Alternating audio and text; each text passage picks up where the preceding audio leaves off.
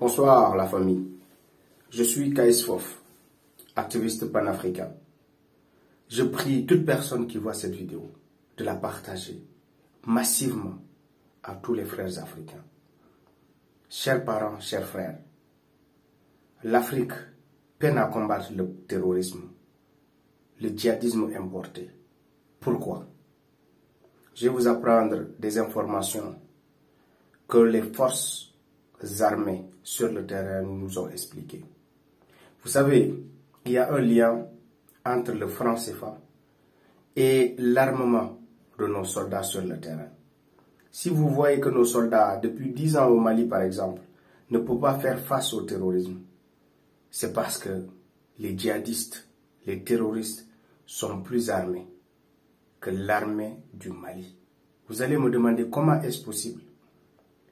C'est parce que quand les Maliens essaient d'acheter des armes, il leur faut des milliards à débourser.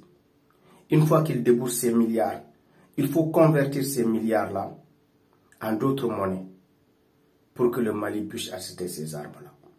Et le pays qui doit convertir cette monnaie-là, c'est la France. Il faut impérativement passer par la France pour acheter des armes que nos militaires doivent utiliser sur le terrain.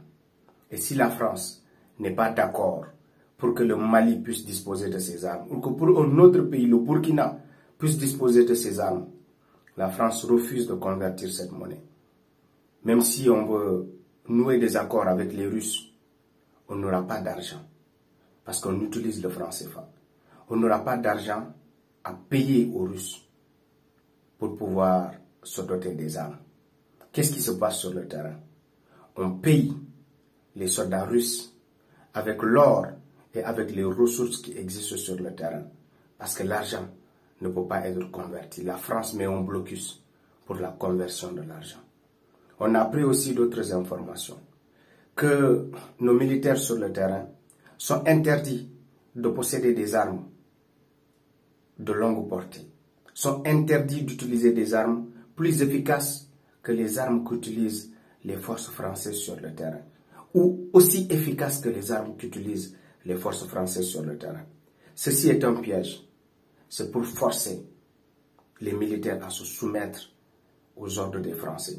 Ceux-là qui sont les seuls, les mieux armés, qui peuvent donc apporter la solution.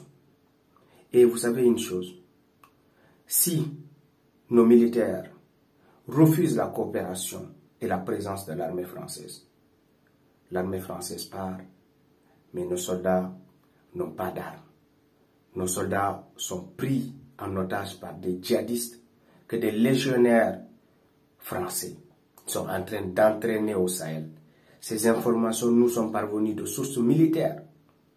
Dans nos propres pays, les forces armées françaises sont plus équipées militairement que nos armées de nos différents pays. On a appris par exemple qu'au Sénégal, les soldats français présents au Sénégal, la base militaire sénégalaise, les soldats français disposent des armes beaucoup plus sophistiquées, beaucoup plus performantes que l'armée sénégalaise.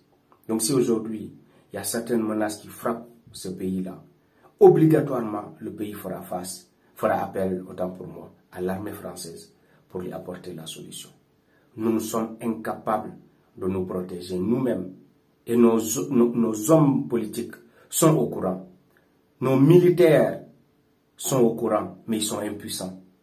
Les politiques ferment les yeux et continuent à laisser l'Afrique vivre cette catastrophe du djihadisme. Partagez cette vidéo et permettez à tout le monde de comprendre le problème du djihadisme en Afrique de l'Ouest. C'est grave.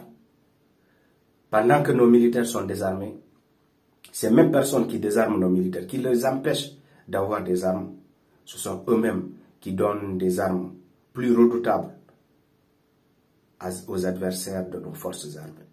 Les djihadistes, ils sont dotés d'armes plus sophistiquées, d'armes plus lourdes que les armées de nos différents pays. Parce que ceux-là qui mettent le blocus sur les armes, ce sont eux-là qui leur donnent des armes pour éradiquer, pour tuer, pour assassiner nos militaires. Partagez cette vidéo, c'est très très important. Merci beaucoup à tous.